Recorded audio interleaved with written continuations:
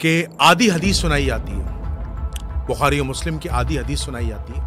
वो हदीस सुनाई क्या जाती है कि रसूलुल्लाह सल्लल्लाहु अलैहि वसल्लम ने इरशाद फरमाया इमाम हसन को देखकर कि ये मेरा बेटा हसन है, अल्लाह मुझे उम्मीद है कि अल्लाह ताला इस मेरे बेटे सैयद से मुसलमानों के दो अजीम ग्रोह में सुलह करवाएगा।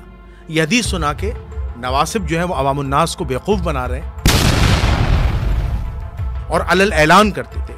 ये वही शामी रावी हैं, ये वही शामी गद्दार हैं कि जिन्होंने रसूलुल्लाह सल्लल्लाहु अलैहि वसल्लम के वालिदैन को काफिर लिखा।